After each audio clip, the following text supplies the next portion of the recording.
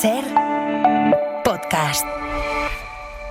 Estás escuchando el Abierto de Hoy por Hoy. Cada día analizamos las noticias más relevantes de la actualidad, las claves políticas, económicas y sociales, con las voces de los protagonistas y los distintos puntos de vista de nuestros tertulianos.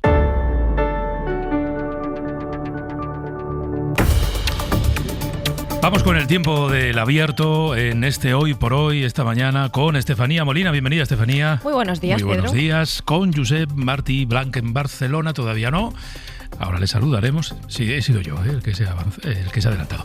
Y con Antón Losada en Coruña. Antón, buen día, hola. Buenos días, ¿qué tal? Hay algo que no hemos comentado, por cierto, este es un pequeño paréntesis en la actualidad, pero hace unos días me hacían llegar un link de un medio gallego que titulaba así: el periodista gallego Pedro Blanco toma las riendas de Hoy por Hoy este verano. Otro que quiere ser gallego. Vamos a tener que ponernos muy estrictos con este asunto, ¿eh? Sí. Soy gallego de Vigo. Sí. ¿Qué te parece? Periodista nacido en Vigo. Ay. Bueno, pues nada. Oye, nosotros... Somos paisanos, Antonio. Yo encantado. Eres bienvenido. Te podemos dar una medalla Castelao o algo, si quieres, de las que dan las juntas todos los... No te ves. No hace falta. Yo, aquí, con que me acojáis ya me vale. Aquí todo el mundo es bienvenido. Bien. Bueno, pues nada, me alegro. Me alegro. Bueno, Javier Ruiz Martínez. Hola, Javier. Hola, ¿qué tal? Ya saben que Javier estos días ha estado muy pendiente de la evolución de los fuegos en Madrid. Ha visitado varios días el centro de mando de Navalcarnero, desde donde ha seguido la evolución de los incendios, que están dando algún espacio, algún resquicio para la esperanza, en el sentido de que el fuego no avance y que los vecinos pueden ir volviendo a sus casas, en Ávila, en Madrid, también en Toledo. Se van a acercar a los lugares donde vivían y, por tanto, a las zonas naturales que han quedado, muchas de ellas, arrasadas por el fuego. Y van a ver el desastre. Y el desastre está. Son miles de hectáreas las que han quedado arrasadas, como les decía. Hoy queremos hablar de lo que viene después, de la restauración forestal, si es que se puede, de esas zonas quemadas. Ayer, Javier, entraste con la UME y con la Guardia Civil en la zona de Pelayos de la Presa y el pantano de San Juan. Son nombres que les habrán sonado durante todos estos días como epicentros del combate contra el fuego. Por ubicarnos mejor, por ubicar a la gente, Javier, ¿dónde está esa zona?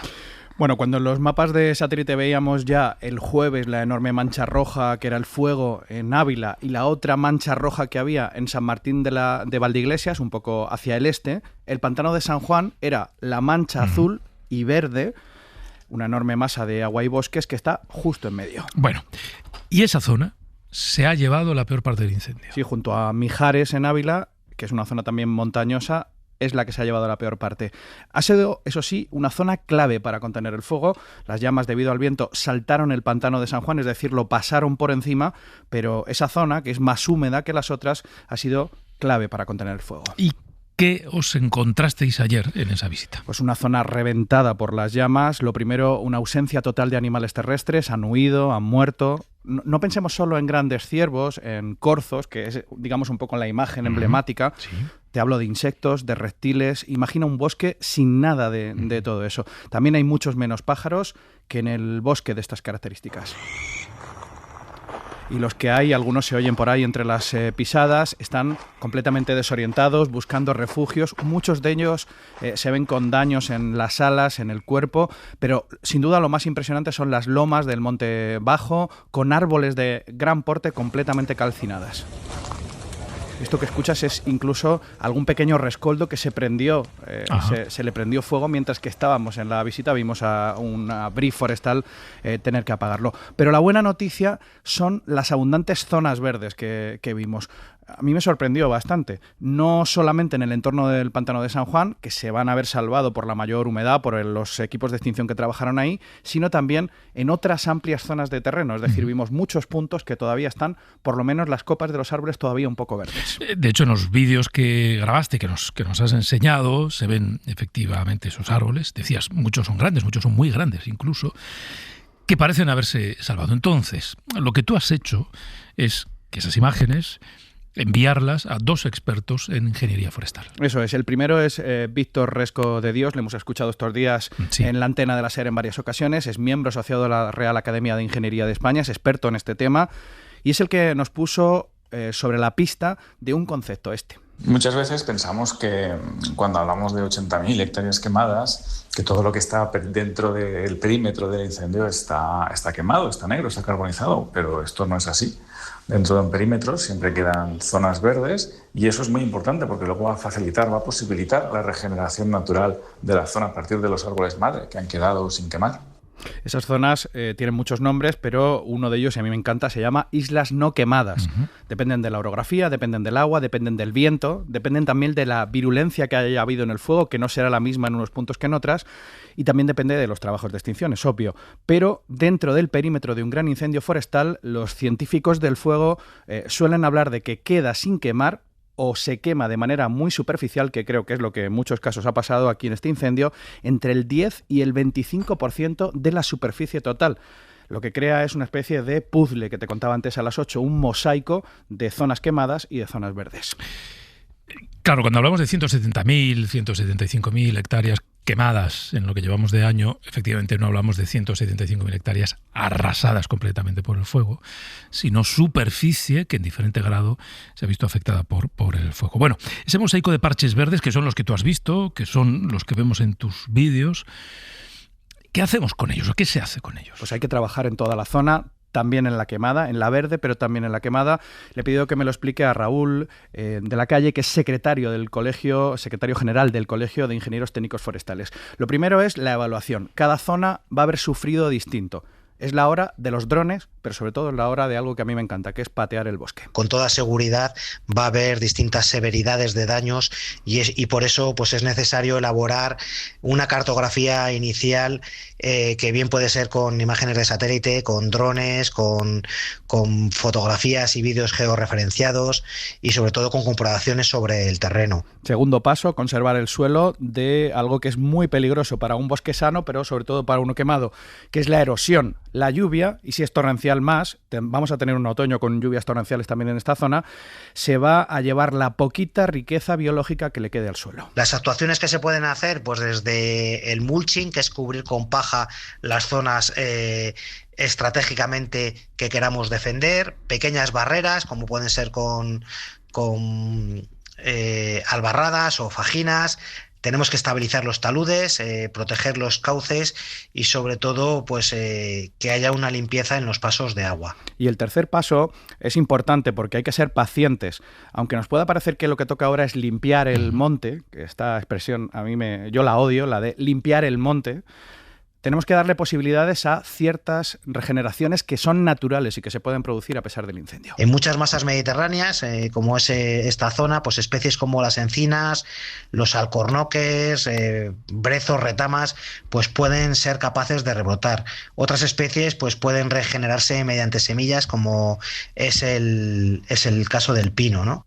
Actuar demasiado pronto puede destruir brotes de algunos de esos árboles, también destruir esas semillas que se pueden haber quedado en el suelo, que es el mecanismo natural que tiene el pino para sobrevivir, así que sí, no hay que precipitarse, ni siquiera para quitar la madera quemada, aunque, ojo, en esto hay muchas teorías, y hay que vigilar en esa madera quemada ahora algo que es peligrosísimo para el bosque que se ha quedado sano, que son las plagas. La madera quemada, desgraciadamente, es una golosina para determinados insectos, escolítidos concretamente, que pueden alimentarse y reproducirse de una forma exponencial gracias a esta madera quemada y atacar a masas que puedan estar sanas y que estén aledañas a las zonas afectadas. En fin, que empieza, Pedro, un proceso muy complejo al que podemos ayudar técnica y científicamente, pero esos árboles muertos tienen la esperanza en los que han quedado vivos, que son los verdes. Gracias, Javier. Hasta luego. Gracias.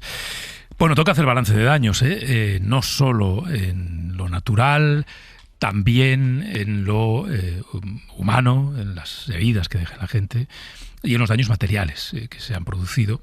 Estamos viendo imágenes en algunas televisiones de algunos polígonos industriales que han quedado literalmente arrasados por el fuego, o de algunas casas que se han visto afectadas, fincas particulares que se han visto también quemadas por el fuego. Ayer ese peón forestal al que entrevistábamos, Ángel, nos decía: Bueno, es que la gente también tiene que mantener sus propiedades, ¿no? Es que luego cuando el fuego se desata me piden que vaya a salvar su chalet, pero no han tomado la mínima precaución de, por ejemplo, limpiar sus fincas o arrancar las arizónicas, que son como gasolina cuando se declara un incendio. Bueno, esto de la responsabilidad compartida. Voy a saludar a Josep Martí Blanc en Barcelona. Josep, estás por ahí, ¿verdad? Hola, muy buenos días. Bueno, ocurrirá, porque, en fin, los medios somos así, y supongo que no podemos ser de otra manera, pero ocurrirá, Antón, que dentro de poco dejaremos de mirar al monte, como hemos dejado de mirar al monte cada verano, después de los incendios, ¿no? Y sucederá que en el monte habrá procesos naturales, como nos contaban, tendrá que haber intervenciones, no haremos seguimiento, no lo haremos. No sabremos si efectivamente las comunidades o los ayuntamientos invierten lo que tienen que invertir en regenerar la zona, en cuidar las zonas que no se quemaron, en evitar que se quemen el año que viene. Pero bueno, es lo que lamentablemente ocurre todos los veranos, Antón. Bueno, sí lo sabemos, ¿eh? Lo que pasa es que no nos interesa hablar de eso. No digo a nosotros en concreto, a ti y a mí, a los que estamos en esta tertulia, pero no interesa la conversación pública. Es que el abandono es eso. Cuando se habla de la España abandonada, es eso. Es eso de lo que estamos hablando exactamente, que lo que pasa ahí es noticia cuando es un acontecimiento espectacular, llamativo, dramático, terrible, y después nos olvidamos completamente. Precisamente porque nos olvidamos, hemos tolerado que ahora, día de hoy, en España, en agregado, todos, estemos gastando lo que gastamos hace 20 años en extinción de incendios. Lo mismo que hace 20 años, ¿eh? Y mira que hemos pasado veranos diciendo que los incendios cada año eran peores. Y los responsables políticos advirtiéndonos de que los incendios eran cada vez más difíciles de apagar y que hacían falta más medios y que el año que viene iba a haber. Bueno, pues estamos como hace 20 años, exactamente igual. Pero lo peor no es eso, lo peor es que estamos hace 20 años en extinción porque hemos dedicado casi la tercera parte de recursos menos a prevención. Casi la tercera parte menos de recursos a prevención. A lo mejor habría que empezar por ahí. A lo mejor había que empezar por exigir a los responsables políticos de todas las administraciones, pero especialmente las administraciones autonómicas y especialmente aquellas gobernadas por el Partido Popular y Vox, que gasten lo que tienen que gastar en los incendios que están llegando ahora, que son incendios de sexta generación. Y una segunda reflexión que me parece muy importante, lo decían los expertos a los que habéis entrevistado, no hay que limpiar el monte para reconstruirlo, lo que hay que hacer es administrarlo. Y administrarlo significa que hay que tener paciencia, que hay que hacer una intervención quirúrgica, área por área, zona por zona. No cometamos los errores que cometemos, por ejemplo, cuando pasó la Dana, por desgracia, que es que parecía que el objetivo era dejarlo todo limpio inmediatamente, provocando, por ejemplo, el colapso del sistema de alcantarillado. No, aquí el objetivo no es que deje de verse el negro. El objetivo es que el negro se recupere. Y para que eso se recupere hace falta planes de recuperación, igual que ahora hacían falta planes de extinción y de prevención, que muchos de los ayuntamientos afectados no había, y seguramente el año que viene seguirá sin haber, porque estamos a otra cosa, que nos importa más, lo que sea, todo menos eso. Necesitamos planes de recuperación y necesitamos tener mucha paciencia para que el terreno efectivamente se recupere y dentro de 2 o 3 meses nuestro problema no sea, como sucede muchas veces en Galicia, que las cenizas de los incendios matan las rías en octubre o noviembre, cuando llegan las lluvias. Hoy por hoy noticias. Ser podcast. Había introducido ya, Antón, este concepto del abandono, ¿no? Porque yo decía, bueno, es que dejaremos de hablar del monte, dejaremos de mirar al monte. Nos olvidaremos de todo lo que sucede a un fuego de las dimensiones del que se ha vivido en Ávila, en Los Gallardos, en Guadalajara o en Madrid. Estefanía. Sí, retomando el hilo de lo que comentaba Antón, es que al final somos una sociedad, obviamente, que cuando ocurre una tragedia estamos allí los primeros y los medios de comunicación, pero luego el seguimiento a lo largo del año de cómo se está reconstruyendo, obviamente nuestra atención ya está en otra cosa. Y es una pena. Yo ahora estaba buscando datos de otras tragedias que han ocurrido en este país. Por ejemplo, hace poco, la Dana, se calcula que Paiporta no estará reconstruida del todo hasta dentro de 10 años. Es decir, 10 años. ¿Y dónde estaremos dentro de 10 años? ¿Qué otras tragedias no habrán ocurrido? Por ejemplo, en el caso del volcán de La Palma, todavía más de un centenar de familias continúan viviendo en casas de madera y contenedores. y hace 4 años de esa tragedia. Entonces, claro, ahí las administraciones tienen un doble equilibrio. Las prioridades del día a día y, obviamente, estas prioridades del deber de ayudar a esta gente a recuperar sus negocios. Cuando se te destruye el ganado, no solo las cabezas de ganado perdidas, es el negocio que ya se te ha destruido. Tus viviendas, por supuesto, tus cosas personales. Entonces, realmente es una tragedia, es un drama. Y luego también con el tema de la prevención, con los incendios, yo creo que ocurre parecido con la sanidad o la atención primaria. Todos sabemos que hay que invertir en atención primaria porque es lo que luego hace que el gasto sea menor, que las enfermedades no se agraven, y yo creo que con los incendios pasa lo mismo. En las prioridades políticas, y por eso seguramente habría que ir insistiendo periódicamente en temas de estos, aunque no sean de la rabiosa actualidad, para el político, si uno tiene que elegir entre un efecto inmediato con cualquier medida que toma o algo que veremos dentro de un tiempo, pues yo creo que eso es lo que explica tristemente que haya quien no invierte suficiente en prevención, porque no es algo tangible que veamos en el momento. Lo vemos ahora, lo vemos cuando llega el verano, lo vemos cuando el bosque ya está arrasado. Entonces, ese es un tema, seguramente poner mucho más el foco en qué se invierten los presupuestos y un dinero que de pronto uno dice, bueno, ese dinero no tiene un efecto inmediato, pero lo veremos cuando corresponda. Es curioso el caso de estos días de la Comunidad de Madrid. Se insiste en que no invierte poco, pero precisamente la partida que garantizaría que cuando ocurren estas cosas se mitigue, porque yo creo que hay que hablar en términos de mitigación. El bosque quema si prende, pero ¿cómo se mitiga? Uno, asistimos al cambio climático, los incendios de sexta generación, el suelo está completamente seco, pero luego también hay es tener el personal laboral bien cuidado, que esa labor se esté haciendo al cabo del año y que no haya vacíos de gestión. Se puede convivir con no poca inversión en ciertas partidas, pero que no sean exactamente las necesidades concretas de cada sitio. Lo comentábamos la semana pasada. La particularidad de la Comunidad de Madrid es que a poco que avance el fuego llega a las casas. Es pequeña, bastante densamente poblada en algunas zonas, pero luego también tiene más capacidad de coordinarse los efectivos por ser un territorio más pequeño. Yo creo que son muchas cosas, es decir, son muchos elementos. Tampoco se puede despachar, ¿no?, en uno solo. También la posibilidad de agilizar los trámites a la limpieza del bosque. Obviamente no hay ninguna ley que prohíba, usted no puede limpiar su parcela, pero sí que se habla mucho de que hay dificultades burocráticas. No las hay, eso es falso. No, bueno, falso es que eso no. Es falso. No, es falso que eso, no. Eso es falso. No solo no es que no haya dificultades burocráticas, es que los ayuntamientos te obligan a limpiar. Y si no, limpias tú, pero limpian los ayuntamientos y el ayuntamiento te pasa la factura. Mira qué dificultad burocrática hay. Yo recuerdo perfectamente, y si rescatamos programas, seguramente irá por comunidades autónomas, porque las comunidades cada una tiene su competencia. Yo recuerdo en este programa el año pasado, expertos, no yo, expertos dijeron que en algunos sitios no solo era el abandono demográfico, sino que había gente que percibía que había dificultades. No te las puedo identificar, yo no tengo un bosque en no sé dónde. Te la explico yo, es que usted no puede limpiar cuando quiera, como quiera, con el material que quiera y a la hora que quiera. Vale, Antón, pues a lo mejor ese es el problema, porque yo esto no lo he escuchado en medios de la bulosfera. Yo es que lo he escuchado en programas en Cataluña, yo también tengo un oído puesto ahí, también he escuchado esta reivindicación por parte de algunas personas. Que no es cierta. Espera, dejadme que queda Josep por intervenir. A mí esto de que me dejes como una mentirosa, de esto no es cierto, no te lo... Has dicho que esto es mentira. Es que es mentira. Y a la vez reconoces que es difícil y que hay... No, yo no reconozco nada. No, bueno, y a la vez te estás diciendo... Lo que te estoy diciendo es que hay gente que le llama dificultades burocráticas a que no le dejan limpiar como ella quiere limpiar. Bueno, pues yo te estoy diciendo que el año pasado en Castilla y León esto ocurrió. Esto en Castilla y León se dijo. Y no es algo que me esté inventando yo. ¿Pero quién ha dicho que te hayas inventado nada? Bueno, Josep.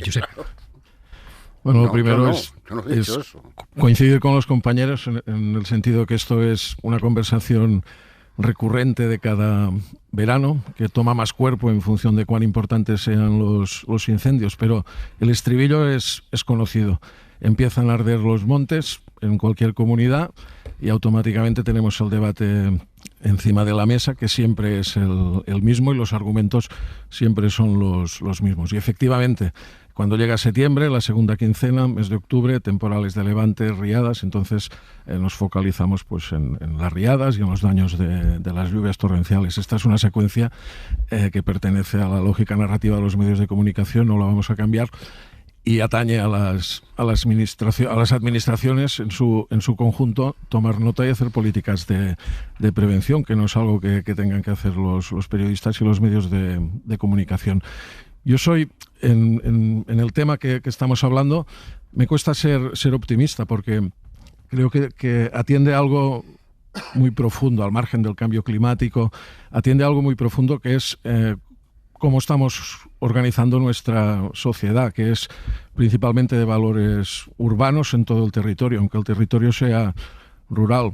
Creo que tiene mucho a ver la despoblación, el abandono de según qué zonas, que trabajos vinculados al sector primario que podían ganarse la vida hace unos años con actividades vinculadas al monte, pues eso ha desaparecido y por tanto algo que no es explotable económicamente, que se convierte únicamente en un paisaje del que disfrutar y en el que cada año, aunque se nos quemen bosques, la superficie arbrada va ganando terreno, pues tenemos un problema a muy largo plazo, porque lo que no parece es que vayamos a cambiar nuestra manera de vivir. A partir de ahí, pues los más recursos pues probablemente son necesarios en todos los niveles administrativos y gubernamentales. Lo que pasa es que los recursos siempre van a ser limitados, y sobre todo escuchar a los especialistas y a los que saben, que están haciendo discursos serios, sólidos, sobre cómo hay que atacar los fuegos de sexta generación, cuáles deben ser las prioridades. Pero sí, tenéis razón, es una conversación recurrente y optimismo, la verdad es que hay pocos elementos para poderlo serlo. Y es que además, al final un fuego tapa al anterior, ¿no? Quiero decir, hemos vivido, ayer falleció una de las personas heridas en el incendio de Los Gallardos, ya son 14, es el más mortífero este siglo. Hemos vivido ese incendio que dejó algunas incógnitas por resolver y algunas preguntas abiertas, pero ya no hemos vuelto a él. Es verdad que lo que se está viviendo estos días es de tal magnitud que tiene sentido que ocurra, ¿no? Fijaos, en el incendio de Los Gallardos, esto, en fin, lo pensaba ayer, no se emitió ninguna alerta, esto del alert que estamos mencionando ya continuamente.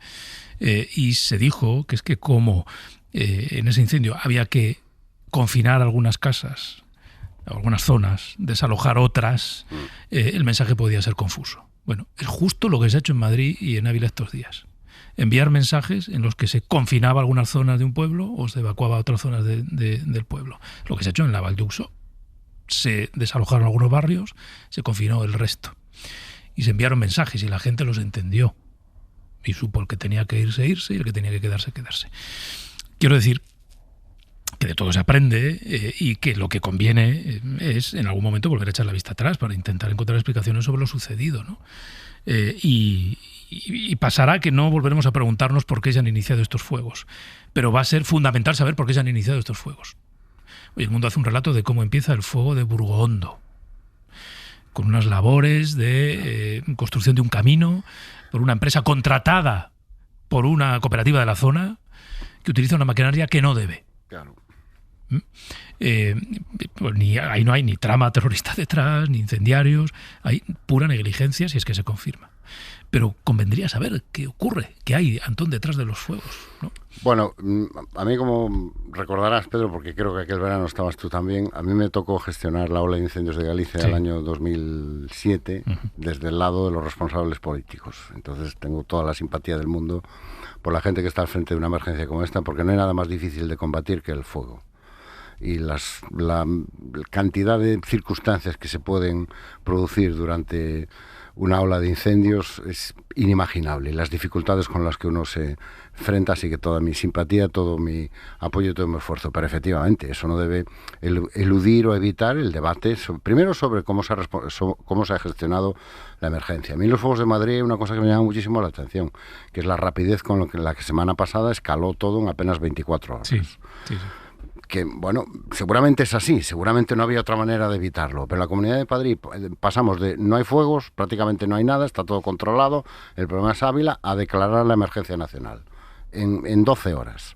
Eso a lo mejor merece una reflexión y ver si se hizo todo lo que se podía haber hecho. Otra reflexión tiene que ver con qué es lo que está ardiendo este año. El verano pasado, por ejemplo, lo que ardió en agosto, en el caso de Galicia, eran zonas de muy difícil acceso que no estaban pobladas en la mayor parte de los casos. Este año no es eso lo que está ardiendo en la mayor parte de los casos. Este año lo que está ardiendo es la franja, esa franja gris entre lo urbano y lo rural.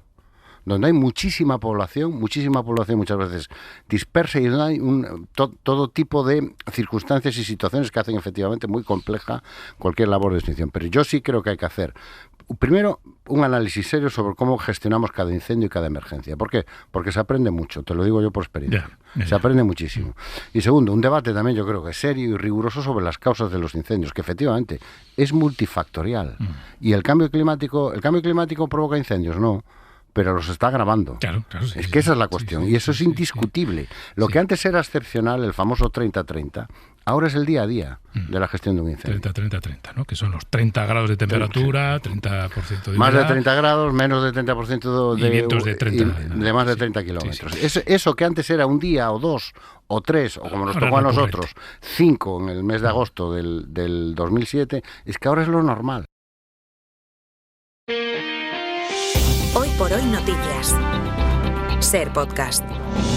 El presidente de Castilla-La Mancha, Emiliano García Paje. Presidente, buenos días. Hola, muy buenos días. Bienvenido, gracias por acompañarnos. Muchas gracias y enhorabuena. Ahora hablamos de los dineros, si me permite llamarlos así, de la financiación. Pero este verano también es difícil en su comunidad, en su tierra, ¿no? Estaba ahí, le pregunto por los incendios, primero Guadalajara, luego Toledo. ¿Cómo están las cosas ahora allí? Sí, este verano es especialmente preocupante. Llevamos 1.600 incendios el año pasado y en este año con mucha diferencia los superaremos, ¿no? Pero en relación con el tema de incendios y en general con las tragedias, hoy me apetecía sinceramente establecer algunas pautas de contrapunto a lo mucho que estoy escuchando, me voy a basar en algo que ha dicho y que estoy totalmente de acuerdo hace nada Antón Losada, que le he escuchado. Yo estoy desde este lado de la barrera, es decir, de quien tiene que abordar las tragedias, del tipo que sean. Y hay una cosa evidente. La primera, hay que asumir que todo tipo de tragedia hay que asumirla con humildad. Hay muchas cosas para las que estamos preparados, pero casi siempre hay determinados momentos que la naturaleza y las circunstancias te desbordan. Punto primero. Y no tendríamos que meter en el mismo saco esos desbordamientos con el funcionamiento general de la situación. En segundo lugar, aparecen multitud de expertos, hay algunos extraordinarios como Paco Castañares y otra gente, pero es que aparece cada vez que hay una cosa de esta, demagogia, populismo en un sentido o en otro, infundios, bulos, desinformación, aprovechamiento, y yo creo de verdad que no hay que establecer conclusiones tan rápidamente y en caliente, nunca mejor dicho. Y por eso se lo digo con una cierta experiencia. Llevo 10 años de presidente. Cuando entré, Cospedal se había cargado la mitad de la empresa pública que se creó hace 21 años como consecuencia de un gran incendio que tuvo 11 fallecidos en Guadalajara. Sí. Aquí tomamos mensaje. Estábamos entre los primeros de España. Tenían intención de liquidarla. Cambió el gobierno, llegamos nosotros. Hoy la tenemos doblada. 12 meses contratados, todo el tiempo que no están en los incendios están manteniendo el campo y se hacen muchos trabajos de mantenimiento. En una región que le voy a decir tiene ya mitad de superficie de campo y mitad de superficie forestal, que desde que soy presidente ha aumentado un 14% la superficie forestal. Por tanto, con algo de conocimiento sobre el asunto, lo que tengo que decir es que hay que establecer un contrapunto. Hay problemas, hay cosas que mejorar sin duda, pero no tengamos esa perspectiva tan nefasta de España, ni de cómo aborda las tragedias España. Lo digo de verdad con mucho, de todo tipo. Hemos abordado el COVID, hemos abordado danas, hemos abordado de todo tipo. Y los incendios, que son más recurrentes evidentemente por la climatología, lo auténticamente importante son las condiciones del clima en el momento en que se desata el incendio, que pueden tener más o menos envergadura. Y para que nos hagamos una idea, decimos, por ejemplo, se dice mucho que el abandono del campo es lo que trae los incendios. Vamos a ver. La mayor desforestación que se ha producido en España se ha producido cuando se tenía que utilizar, o se utilizaba, como mi abuelo, por ejemplo, para hacer carbón, le contrataban para deforestar el campo. O cuando se han hecho multitud de urbanizaciones, muchas de ellas ni siquiera legales, en medio del campo. Y además hemos deforestado muchísimo, lógicamente, para cultivos. Pues fíjese, le voy a dar el dato. Cuanto más se abandona el terreno de cultivo, más crece la superficie forestal. España ha aumentado desde los 80, desde los 90, desde los 70 su superficie forestal. Somos, después de Suecia, el segundo país con más superficie forestal de toda Europa. Y vamos creciendo en la medida en que el abandono del campo hace que crezcan los matorrales, crezca todo tipo de superficie y también la superficie arbórea, ¿no? De manera que junto a ese elemento hay que decir que tenemos muchísimos, pero muchísimos más medios que hace 20, 30 y 40 años. Aéreos que antes eran muy difíciles, cada día más optimizados, tecnológicos, drones. Hay análisis de meteorología que ahora son al segundo, cosa que hace 20 años era imposible. Yo no tengo esa sensación. Mire, el 90% de los incendios los apagamos antes de que lleguen a una hectárea, en conato. Claro, eso no se cuenta. Pero hay que contar que los dispositivos están preparados, sí, para momentos de gran envergadura, pero normalmente para sofocar los incendios, que son por miles en España. Y cuando se tiene toda esa perspectiva, yo creo que se tiene que analizar la situación de una manera un tanto más objetiva, más seria. Yo pido mucho rigor. Se pueden mejorar las cosas, se puede mejorar la coordinación. Toda tragedia tiene un tanto por ciento de previsión, que está protocolizada porque hay experiencias antecedentes, pero toda tragedia tiene mucho porcentaje de imprevisibilidad. La gente pide todo y al mismo tiempo no se dan cuenta que cada tragedia tiene su intríngulis, que es distinta de las anteriores, ¿no? Le quiero preguntar en ese análisis que usted pide que sea sosegado y fiable, digamos, respecto a los elementos, ¿qué es lo que pasó la semana pasada en Guadalajara con ese incendio tremendo? Bueno, pues en Guadalajara teníamos las peores condiciones climatológicas. Desde el primer momento la estrategia de ataque no se varió porque era muy clara. Sabíamos que iba a tener envergadura desde el punto de vista forestal. Nosotros optamos por una estrategia que era muy elemental, que es lo que hay que tener claro en toda tragedia. Lo primero son las vidas. Y a veces se sacrifican hectáreas de terreno para poder salvar vidas. Lo segundo, que va relacionado con lo primero, es salvar los núcleos de población, porque si se queman las casas, los negocios, eso es muy difícil luego reconstruirlo y reanimarlo. Otra cosa es el campo, que en buena medida se regenera, muchas veces solo y otras veces con ayuda. Por tanto, en Guadalajara sabíamos que iba a ser de gran envergadura, se movilizaron más medios que nunca, con todos los apoyos también del Estado. Desde el primer momento a nosotros nunca nos falla, funciona de una manera bastante estandarizada. Y francamente salvamos 40 municipios, que al menos 7 se podían haber quemado por completo, pequeños, muy pequeños.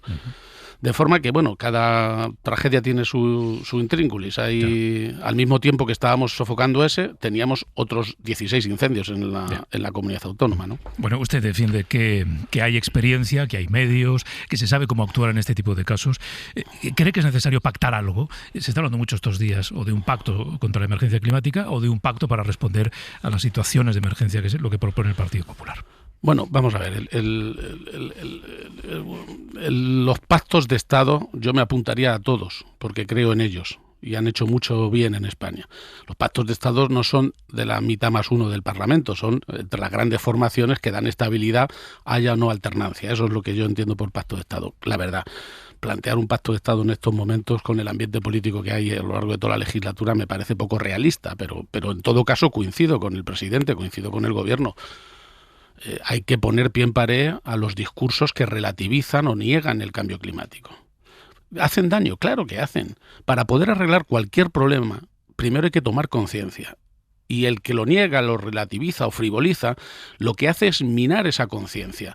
Si no hay conciencia, nunca estaremos de acuerdo en poner dinero, porque luego hay problemas para pagar impuestos para poderlo financiar. Si no hay conciencia, no tomamos medidas a nivel individual y a nivel colectivo. Por tanto, sí, hay que combatir eso. Para eso no hace falta tampoco un pacto, simplemente hay que tener determinación política, ¿no? Y luego, el cambio climático es algo que no es opcionable. Hace ya mucho tiempo que no es una opción. Quien lo está negando, niega la inteligencia humana. Miren, la humanidad, a raíz de la Segunda Guerra Mundial, tomó conciencia con las bombas nucleares. Hoy hay tanta potencia nuclear instalada como para cargarnos el planeta de golpe. Tomó conciencia de que este planeta no lo podemos cargar o de golpe o poco a poco. Y tenemos muy claro que no lo podemos cargar de golpe porque hay energía nuclear, y sin embargo hay quien nega que no lo podemos cargar poco a poco, con nuestro modo de vida, con nuestro... Y el clima está cabreado, eso no cabe ninguna duda, manda mensajes cada día más evidentes, y no es para mí una opción, y hay que combatir claramente todo tipo de negacionismo. Ojalá pudiera haber un pacto Desde luego está muy claro que el gobierno defiende una política de sostenibilidad en la que España ha avanzado muchísimo, ¿eh? Somos el país más avanzado en energías alternativas. Hemos cuidado y hemos ampliado muchísimo la superficie forestal y de espacios protegidos. Les recuerdo que en España hace 50 años era fácil construir en el mismo mar, casi, en las playas. Hoy se han tomado muchas decisiones. Yo tengo una perspectiva, sí, siempre superadora, de inconformismo, pero también al mismo tiempo un poco optimista, porque no se puede pasar de lo trágico a lo cómico tan fácilmente como pasamos en este país con todo. Le habíamos convocado aquí porque hoy se iba a reunir el Consejo de Política Fiscal y Financiera, Gobierno, Comunidades Autónomas, votar el nuevo modelo de financiación. Queda pospuesto a septiembre. Decía el Gobierno que con voluntad de diálogo para seguir negociando. ¿Usted cree que hay posibilidad de cambiar? Bueno, yo a estas alturas, mire usted, lo primero que le plantearía al Gobierno, yo se lo he dicho al ministro, se lo dije al anterior y se lo digo al presidente. Y me da lo mismo con este Gobierno que con el anterior, porque llevamos 12 años de retraso en la financiación. Parece mentira que estemos negociando y hablando de financiación sin haber tenido 4 presupuestos. En el final, aunque quede un año, ¿no?, de legislatura, y con la precariedad política que hay. No es un contexto como para abordar un gran pacto de Estado. Tengan en cuenta que el Consejo de Política Fiscal y Financiera, en términos legales, es un poco un trámite muy estéril. La mitad la tiene el Gobierno, es decir, siempre sale lo que quiere el Gobierno, da igual, ¿no? Es un trámite. Pero más allá de eso, es bastante lamentable avanzar en un modelo en el que casi todo el mundo esté en contra. Casi todo el mundo. Asturias y el PSOE en Castilla-La Mancha, el Partido Popular, algunos a lo mejor pues haciendo de tripas corazón, no digo que no, y cumpliendo instrucciones, pero lo cierto y verdad es que hasta antes de ayer también Canarias, salvo que se ha negociado un pacto aparte para Canarias, eso si lo hicieran con cada uno habría que ver. Pero la realidad es que este es un modelo que a quien más le tiene que doler es a la izquierda. Yo puedo entender, y yo si fuera presidente de la Generalitat de Cataluña pediría más dinero. Por tanto, hace muy bien la Generalitat. Pero una cosa es el planteamiento de pedir más dinero y otra cosa es asumir el modelo independentista, que no es que quiera tener más dinero, sino siempre y por sistema más que los demás. Y ese es el lamentable planteamiento de ordinalidad que significa que en España predicamos que la renta se paga, los más ricos pagan más y los más pobres menos. Y ese sistema de progresividad que ha defendido siempre la izquierda se rompe en la medida en que aquí no se paga a las comunidades autónomas por lo que les cuestan sus competencias, que sería lo lógico, y aplicarlas en territorios muy distintos, unos muy poblados, otros dispersos, otros con islas. No se aplica eso. A quien más tiene, más se le paga. Y ese planteamiento yo no lo voy a asumir desde un planteamiento progresista. Me parece que además nos daña, y particularmente en mi tierra, para colmo. Es verdad que hay más dinero para todos, sí, pero se reparte peor, bastante peor. Y eso es lo importante, la fórmula de reparto.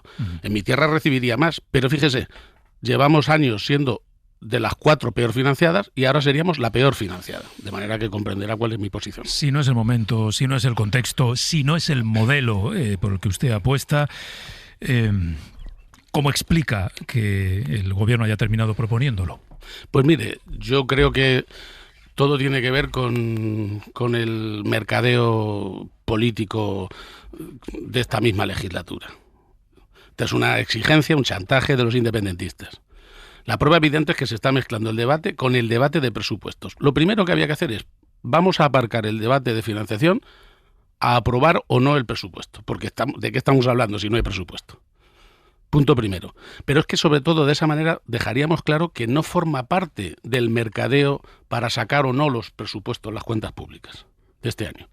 Porque si no, está claro quién va a imponer su modelo. Aquellos que con 4 votos se imponen a la gran mayoría de los españoles. Y esto, como comprenderá, para mí ya de por sí formalmente dice mucho. Vamos a dejar el debate de fondo hasta que tengamos consenso y vamos a abordar el presupuesto sin este chantaje de por medio, que si no es de los independentistas de izquierdas, es de los independentistas de ultraderecha, que como vemos también se salen con las suyas hasta en los indultos. Pero no parece que vaya a haber presupuestos, por lo tanto hay un doble punto de bloqueo, sin presupuestos y sin sistema de financiación. Quizá alguna comunidad diga, no liguemos una cosa a la otra porque necesitamos avanzar. Canarias, por ejemplo. Bueno, Canarias tiene un régimen económico en España, es que en realidad cada nos pasa con la financiación como cuando vamos muchos españoles a pedir un café. Si somos 17 pedimos cada uno un café distinto, ¿sabes? O sea, no crea que hay igualdad. Hay más diferencia de renta a veces entre los pueblos del sur de Madrid con los del norte, no sé si me entiendes. Sí. De manera que Canarias tiene un régimen especial por ser periférica, muy periférica, ultramarina, incluso europeo, diferente en relación con el IVA y con los impuestos. Por tanto, es un régimen que, no siendo distinto, es el común, pero tiene singularidades muy propias, ¿no? Y así le podría decir casi de cada cual, ¿no? En Madrid, por ejemplo, que tiene el régimen común, buena parte de las infraestructuras las paga el Estado directamente, cosa que no hace a lo mejor en Cataluña o en Castilla-La Mancha, desde el metro a la M50. De manera que, ojo, análisis lineales no caben en financiación. Lo único que sí que hay parámetros a los que nos podríamos acercar para ser serios, sobre todo los que creemos en el estado del bienestar. ¿Podemos garantizar que todo el mundo tenga la misma oportunidad sanitaria, educativa o prestación social, que al fin y al cabo es lo que gestionamos las autonomías en su mayor parte? Es decir, hay parámetros proporcionales, no digo que sean los mismos médicos en todos los sitios, pero hombre, estar a menos de 40 minutos, por ejemplo, de un centro de salud, estar a menos de una hora de un hospital de referencia, tener unos estándares, por ejemplo, de listas de espera, ¿eso se puede más o menos parametrizar en España? Pues eso es lo que hay que financiar. Yo creo que hay que hacerlo, porque no es lo mismo gestionar la sanidad donde en núcleos muy poblados hay mucha gente, sí, pero es que con un solo centro atiendes a miles de personas. Le voy a poner un dato. Madrid, para atender la atención primaria en Fuenlabrada, necesita 5 centros. Yo, en Cuenca, que tiene la misma población, toda la provincia, que Fuenlabrada, necesito 50. Salvo que queramos que la gente poco más o menos tenga que echar la maleta para ir al médico. Hoy por hoy noticias. Ser podcast. Presidente, usted viene sosteniendo estas últimas semanas que la legislatura está agotada, que hay que acabar ya y convocar elecciones. Bueno, si me lo permites, Pedro, yo llevo muchos años en esto, intento mantener una línea coherente en mi discurso desde los 16 años, aunque es evidentemente no, muchas veces hay que ir evolucionando. Pero esto se remonta a la constitución de esta legislatura. Yo cuando vi los resultados electorales, después del batacazo en municipales y en autonómicas, motivado ya por el escenario nacional, quise hablar con el presidente, con el presidente Sánchez. No lo conseguí. Mi planteamiento era muy sencillo y luego lo he verbalizado. Vamos a ver, antes que ceder con el independentismo, además de ultraderecha, como es el independentismo de Junts, racista y xenófobo, como el propio Sánchez ha dicho, y yo también, mantengo, antes que tener que pisar líneas rojas para la izquierda, para el PSOE, para la socialdemocracia, y antes de meternos en un laberinto sin salida, yo hubiera preferido negarnos como partido, como opción de gobierno, a las exigencias de Junts. No hubiera podido haber un gobierno alternativo y seguramente de haber repetido elecciones. Fíjese que esto es un salto mortal. Solamente con ese planteamiento hubiéramos hecho inútil y estéril el voto de Junts, innecesario, y habríamos podido avanzar y ganar el PSOE mucho mejor. Pero esto es evidentemente retrotraerse. ¿Por qué le digo esto? Porque desde el primer momento mantengo que nos hemos metido en un laberinto sin salida, como por otro lado es evidente. Es decir, a estas alturas incluso nos va a costar encontrar, ahora que está muy de moda esta expresión, una ventana de oportunidad para convocar elecciones fuera del clima de corrupción, fuera del clima de crispación, del muro de frentismo que tenemos planteado, ¿no? Y en un contexto en el que nos ha sido muy difícil sacar adelante muchas cosas. Mire, de verdad, créame, la inmensa mayoría de la gente que yo conozco, concejales, alcaldes, candidatos, desde hace mucho tiempo plantean que no puede volver a pasar que el contexto nacional, que la situación nacional, que lo preside todo, lo abarca todo, lo centraliza todo, termine otra vez destrozando las expectativas o las posibilidades y oportunidades. Esto lo sabe todo el mundo que entiende algo de política. Yo veo la situación muy difícil, puedo entender y entiendo que el presidente del gobierno quiera agotar la legislatura, eso es lo lógico, intentar agotarla, y que en todo caso no anticipe que la va a disolver, porque evidentemente eso nunca se hace. Pero la realidad es que yo creo que todo tiene que tener un parámetro, todo tiene que ser útil para algo. La legislatura y gobernar significa sacar adelante tus proyectos, los tuyos, no digo los de los otros, ¿no? Y finalmente, en el momento en que se entienda que eso es inviable, yo creo que las legislaturas se acaban por definición. No es un plazo constitucional, es un plazo simplemente de viabilidad política. Ya que usted se remonta al inicio de la legislatura, en su opinión, ¿hoy España está mejor o peor que hace 3 años? Bueno, yo no soy muy partidario de categorías absolutas. En algunas cosas estamos bastante mejor, en términos, por ejemplo, de evolución económica, en planteamientos sociales. Yo comparto muchas cosas del gobierno, como comprenderán, por eso quería preguntarle si eso es atribuible. Eso no suele ser noticia. Las cosas que comparto, ¿no? Siempre se analiza más cuando el hombre muerde al perro, ¿no? Eso lo estudian ustedes en periodismo, que cuando el perro muerde al hombre. Pero hay líneas rojas en las que yo no coincido por completo, ¿no? Pero sí, en conjunto hay muchas cosas de las que podemos presumir, y se han ganado algunas batallas que lamentablemente quedan difuminadas y colapsadas ahora mismo por el tema de la corrupción. En el ámbito internacional yo creo que tenemos una posición más que decente y digna en relación con los planteamientos internacionales y el populismo ultraderechista que se está imponiendo desde Netanyahu a Trump, ¿no? Hay cosas que evidentemente me resultan muy saludables, hay otras que no. Yo, por ejemplo, veo en riesgo la cohesión nacional, sobre todo con el modelo de financiación. Veo que en muchas ocasiones la precariedad política nos ha impedido adoptar decisiones y reformas que eran indispensables y armonizar muchas cosas. Pero bueno, para entendernos, me hubiera gustado que esta legislatura, aun siendo conflictiva y siendo laberíntica y difícil y muchas veces para mí discutible desde el punto de vista de nuestros límites políticos, nuestro perímetro político, me hubiera encantado que no estuviera finalmente colapsada y opacada por los problemas de corrupción, porque si hay algo que no nos podemos permitir es no tener la guardia muy alta moralmente hablando ante estos temas. Lo dejamos todo, el tema de la corrupción, en manos de los jueces, cuando realmente antes que todo eso habría que hacer un análisis moral.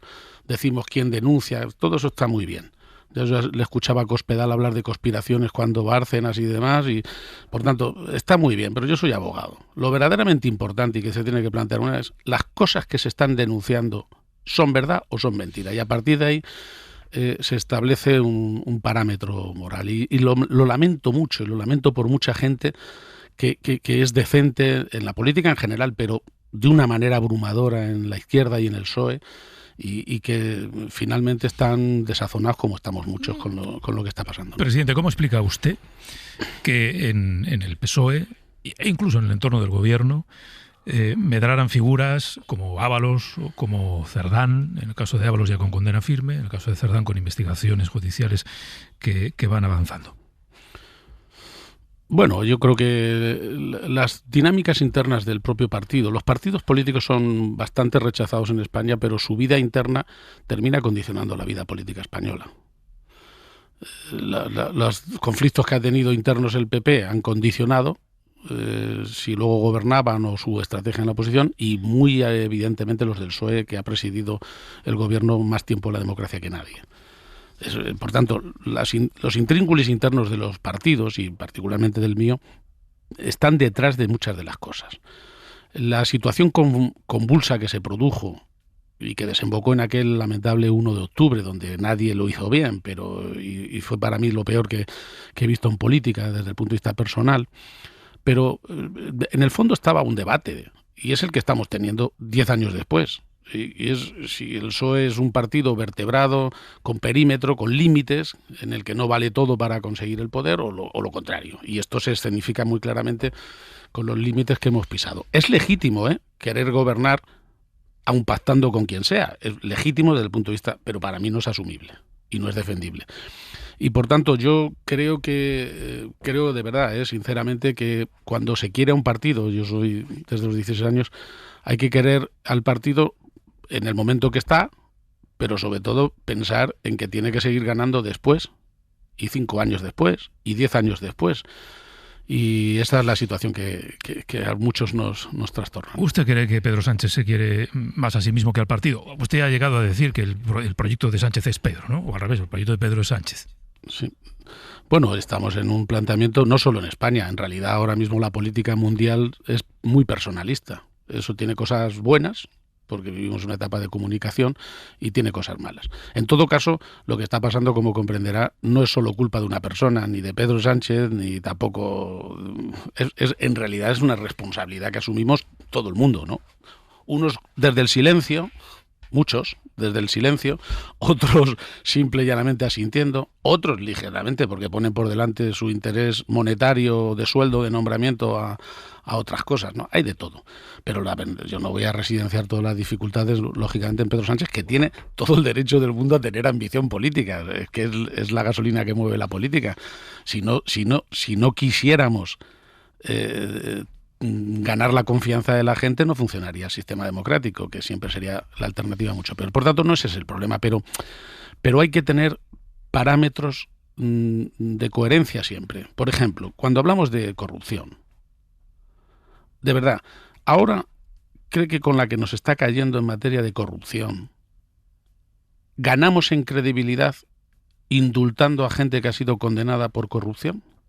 ¿Es posible que nos crea más gente hoy que hemos conocido a última hora de la jornada de ayer indultos, alguno muy claro por chantaje independentista como el de Laura Borràs, que no tiene nada que ver con el tema de la amnistía, ¿eh? Es decir, indultando por corrupción, que es algo que hemos prometido no hacer nunca, ganamos en credibilidad para decirle a la gente que estamos en contra de la corrupción, y más si es de los nuestros.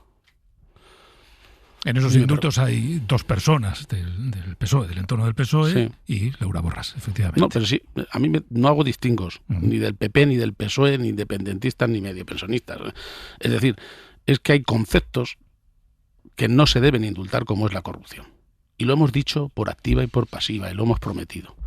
La prueba más evidente es que cuando las cosas se hacen así de tapadillo y sin quererlo contar, pues evidentemente, como comprenderá, es que ya hay la asunción de que esto es algo muy doloroso, ¿no? Pero no ganamos en este contexto. Cuando más necesitamos dar una sensación de firmeza y de intolerancia contra la corrupción, no podemos indultar por corrupción. ¿Usted cree que aunque sea ya con agosticidad y cuando todo el mundo está con la maleta hecha para irse de vacaciones? ¿Usted cree que Zapatero ayuda a esto que está reclamando precisamente? Bueno, con su actitud, toda la información que está saliendo del expresidente es muy dolorosa. Mire, yo le he conocido de presidente del gobierno, le he apreciado mucho, lo sabe él. Me duele especialmente porque yo le conocí de presidente y, no sé, yo no soy de esos de poner la mano en el fuego, porque esa era una prueba de la Inquisición a los acusados y ninguno salió ileso. Pero vamos, está totalmente convencido de que no tenía ningún tipo de ambición económica. Claro, yo ya después de dejar la presidencia, pues no conozco otras cosas, pero deseo ardientemente que pueda defender y explicar su causa o sus distintas causas en los tribunales, ¿no? Más allá del análisis moral, que en todo caso estamos obligados a hacer, ¿no? Pero para eso también hay que tener claridad de los hechos. Yo le recomendaría personalmente, no soy quien para dar consejos, que se centre en la estrategia judicial. Porque cuando se está delante de los tribunales y con acusaciones tan fuertes, intentar mantener un relato y una explicación pública, sinceramente, es cosa imposible. De manera que yo creo que tiene que centrarse en la estrategia judicial, para él y para la familia sería lo mejor y punto. Y los demás, desear que lo pueda explicar y salir bien. Y si no, condenar claramente. Y alegrarnos de que la justicia se abra paso. Esa es la actitud con la que tiene que reaccionar cualquier partido político. ¿A usted su relato le ha convencido? No, tengo muchas dudas. Tengo muchas dudas y es lo que más me corroe. La duda es lo peor. Si tuviera la certeza de que todo es falso, estaría tranquilo. Si tuviera la certeza de que todo es verdad, estaría fastidiado. Iba a decir otra cosa más lamentable, pero estaría muy fastidiado, pero tranquilo. Lo peor es la duda. Y sinceramente, pues las informaciones que se conocen se traducen en dudas, y el que no las tenga, me parece que sinceramente es que el fanatismo y el sectarismo de partido nos llega a ese punto, ¿no? Ser militante no significa ser cómplice. Emiliano García Paje, presidente de Castilla-La Mancha, gracias por habernos acompañado esta mañana. Muy bien, muchísimas gracias y muy buenos días. Bueno, pues las impresiones del presidente de Castilla-La Mancha, que vamos a comentar junto al resto del contexto con Estefanía Molina, con Antón Losada y con Josep Martí Blanc. Estefanía, empiezo por ti. Quiero decir, este tono crítico del presidente de Castilla-La Mancha no es nuevo, lo viene sosteniendo últimamente con el gobierno de Pedro Sánchez, con la figura de Pedro Sánchez, con los pactos de Pedro Sánchez. Sí que introduce algún elemento nuevo que yo creo que tiene interés y que es relevante respecto a los indultos de ayer, ¿no? Es decir, en un momento en que la corrupción nos está suponiendo una grave crisis de imagen y de credibilidad en el Partido Socialista, no contribuye indultar a gente que ha sido condenada, que es verdad que son los 3 casos que se indultan ayer por corrupción. Pero en todo caso es un contexto, digamos, su discurso general, Estefanía, de alguien que desde dentro del PSOE no comparte ciertas cesiones que se han ido haciendo desde el principio de la legislatura. Sí, a ver, Emiliano García Paje siempre ha sido el contrapunto a Pedro Sánchez, también porque asumimos una realidad sociológica en su comunidad autónoma, que por supuesto es una comunidad, siempre se dice, entre comillas, más conservadora, o que es un PSOE no tan distinto a una mentalidad de una España interior. Y eso es así. Al margen de eso, yo creo que obviamente siempre que le escuchamos uno piensa, bueno, pues siguen habiendo voces críticas en el PSOE, porque la realidad es que Pedro Sánchez ha manufacturado un partido a imagen y semejanza. Yo creo que esta especie de presidencialismo que él ha instaurado en el PSOE, donde ahora el poder es de la militancia, ya no lo tienen los varones, un poco aquel paradigma de es más democrático que te elija la militancia. Pero luego hemos visto que también hace formaciones más cesaristas donde ya no hay contrapesos intermedios. Los varones van al Comité Federal, si quieren pueden decir lo que quieran, pero ya no tienen mecanismos, si están disconformes con el secretario general, ya pasó una vez, lo depusieron. Tampoco hay que llegar, ¿no?, a esos límites, es un partido que se caracteriza por ser contestatario, siempre lo ha sido, pero ya no hay esos mecanismos de presión o de poder realmente de lo que son los contrapesos en el PSOE. Sobre lo que ocurrió ayer, yo estoy de acuerdo en ese punto, es decir, la amnistía para buena parte del electorado progresista ha sido plenamente amortizada, útil, ha devuelto Junts a la gobernabilidad, le está generando a Junts una crisis en sí misma, porque mucha gente percibe, y eso lo sabe también bien Josep, que se han vendido al Estado, que han enterrado el procés a cambio de sus indultos y amnistías, y eso le está generando una crisis y catapultando Alianza, pero el caso de Laura Borràs u otros casos no se enmarcan dentro del proceso independentista. De esto hubo incluso debate, es decir, Esquerra Republicana sería muy interesante saber qué es lo que opina hoy Rufián, porque con el caso de Laura Borràs, yo recuerdo en el Congreso, creo que fue, que Esquerra dijo que esto nada tenía que ver con el procés, que esto eran otros temas. Y claro, ayer el presidente del gobierno presenta una ley, como de un anteproyecto de ley que ya se anunció en febrero, de impulso de la lucha contra la corrupción, etcétera, no sé cuántos, y ayer indulta a una serie de personas cuyas condenas son por esos motivos. Entonces yo creo que eso no... Y al final de la rueda de prensa, o sea, no da tiempo a que la gente pueda quejarse o impugnar el tema, ¿no? Ya llega el verano, pasado pisado. Pero yo estoy de acuerdo con Paje en eso. Es decir, el procés, incluso en el que Paje estaba disconforme, ya estaba amortizado.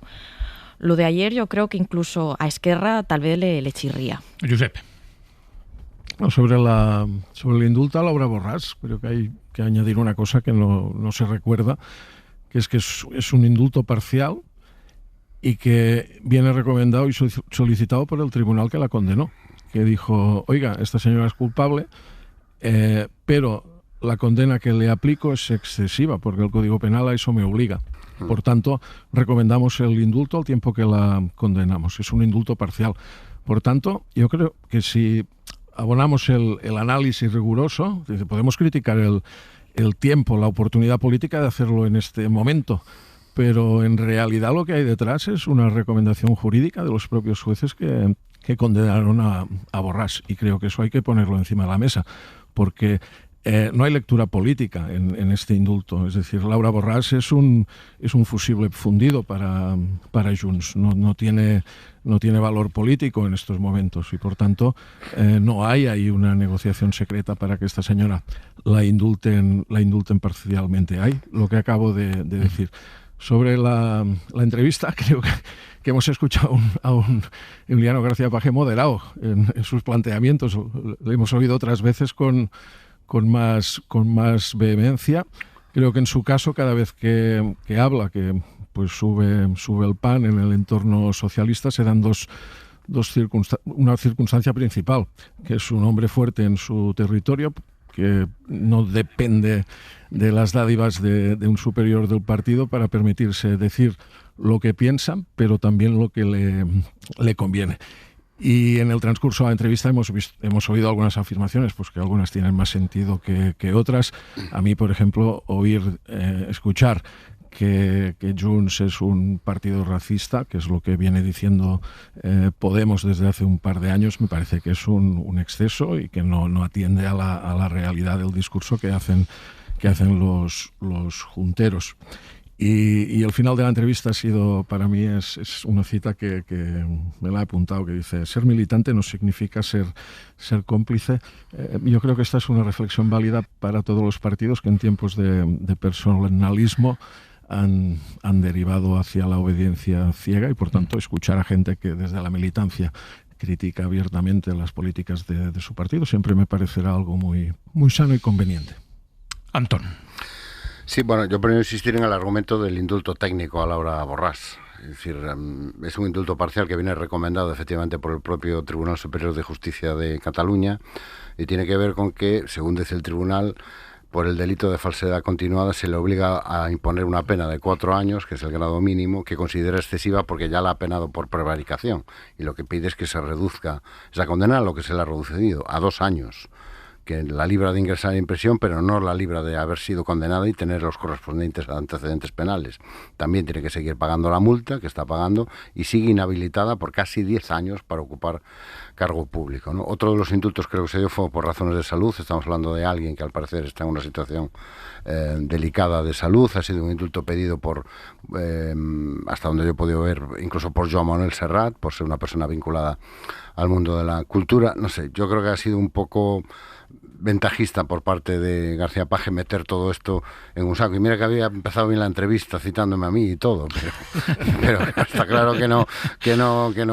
Entonces una cosa es debatir sobre los delitos y los indultos y la corrupción, y otra cosa es meter un caso como este, que yo sinceramente creo que es completamente excepcional y que no tiene nada que ver con otro tipo de indultos, ni con el proceso, ni con nada, ¿no? Dicho eso, a ver, yo entiendo la posición de García Paje. García Paje no quiere pactar con los nacionalistas ni con los independentistas. Muy bien, pues ya está.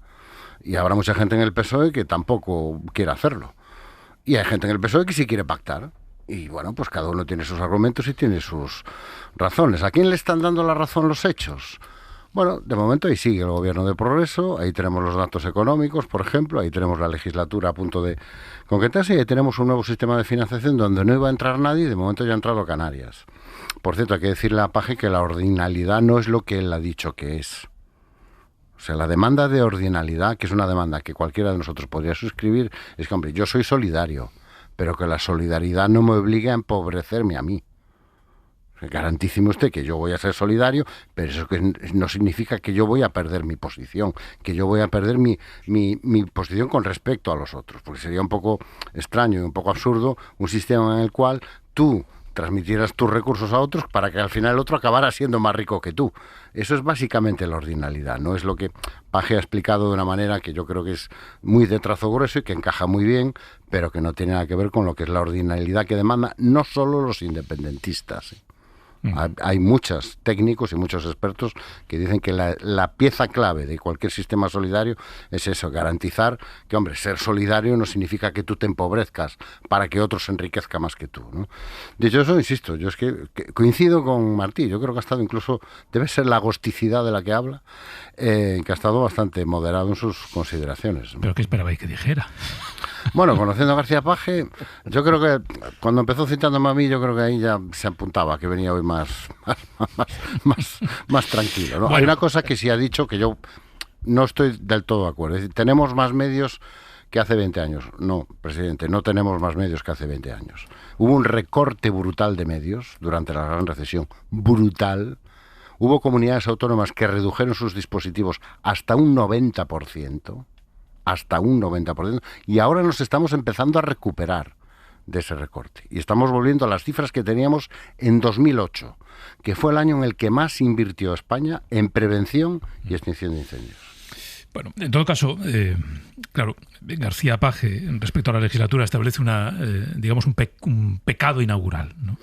Que claro, es un pacto que él no habría alcanzado en ningún caso. Y a partir de ahí establecía esa línea roja, porque yo le preguntaba, pero bueno, ¿pero el país está mejor o está peor, ¿no? Dice, bueno, en fin, yo los maximalismos no. En el fondo lo que venía a decir, bueno, sí, claro, hay datos que dicen que está mejor, pero como está este pecado original, este pecado inaugural de la legislatura, todo lo demás no tapa esa línea roja, ¿no?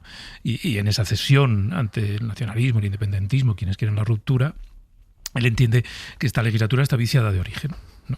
Y que, por un lado, ha supuesto cesiones que él no comparte y no admite, y por otro ha derivado, lo ha dicho, es verdad, con menos intensidad que en otras entrevistas previas, ha derivado en un personalismo de Sánchez que él no comparte, ¿no?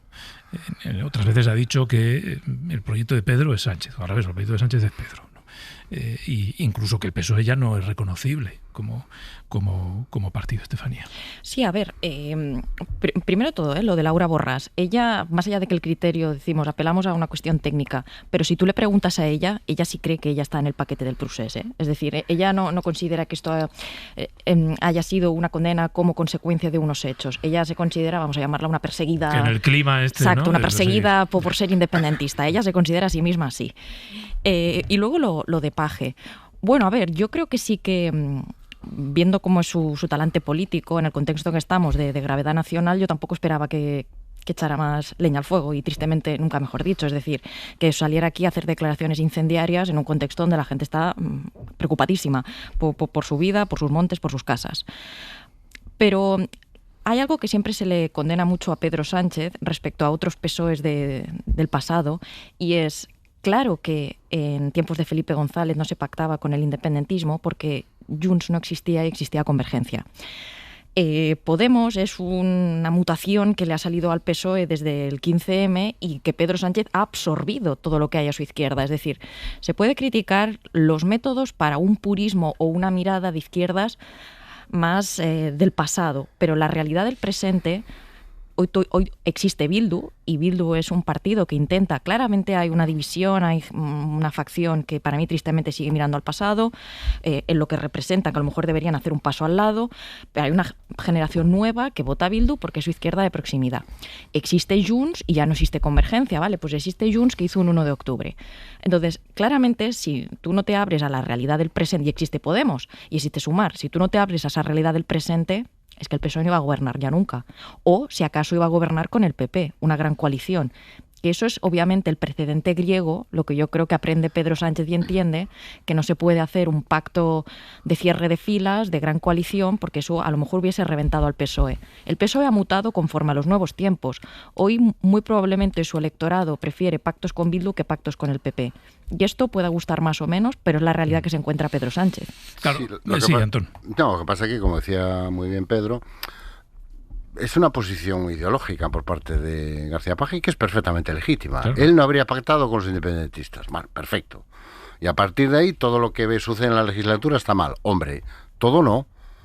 Y yo creo que la credibilidad de cualquier crítica tiene que ver con alejarte de, como yo creo que esto no debía haberse hecho, todo está mal y todo es un horror y todo es un desastre y todo es catastrófico, y asumir que, por ejemplo, en el tema del proceso y la ley de amnistía, hombre, si hasta el PP está diciendo que hay que pasar página. Entonces, a lo mejor eso es que tú creías que no iba a funcionar y resulta que sí que ha funcionado. Y cuando el propio PP te dice que hay que pasar página, hombre, para algo debe haber servido. Negar, por ejemplo, la realidad de los datos económicos, con todas las salvaguardas que se puedan hacer, ¿no? Pero la realidad del crecimiento económico, de la creación de empleo, igual que la realidad de la desigualísima distribución de ese crecimiento y de esa riqueza, pues yo creo que es innegable.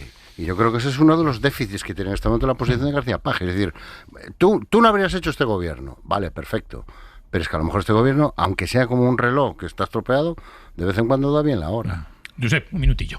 Yo creo que el presidente se ha olvidado de...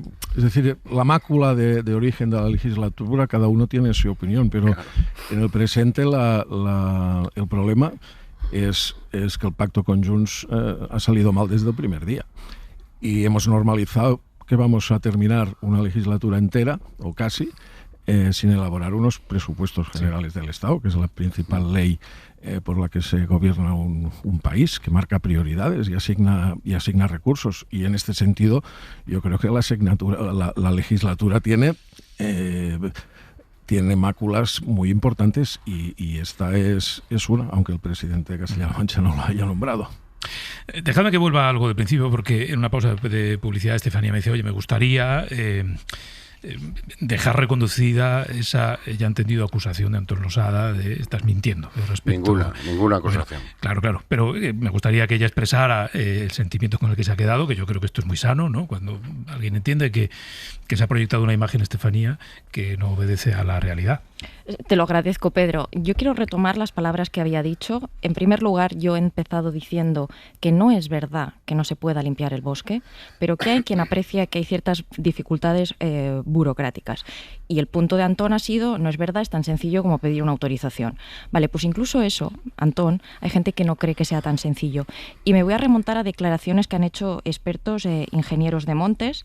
Incluso en la propia noticia de F Verifica, que dice que es mentira que no se pueda limpiar el monte, como estábamos diciendo ambos, hay un ingeniero de montes que dice algo así como que ciertos procesos podrían modernizarse y agilizarse y reducirse para no expulsar la actividad que se venía realizando de forma tradicional.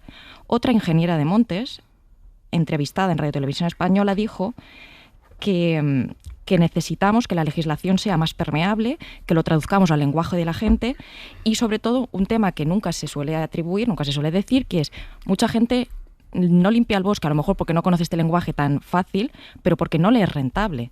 Ya se habla incluso de las ayudas fiscales y el asesoramiento, es decir, uno no sale un día por la mañana y limpia el bosque porque sí, aunque haya pedido las autorizaciones. Hay gente que no le sale rentable, a lo mejor se tiene que gastar dinero en la maquinaria para poder limpiarlo.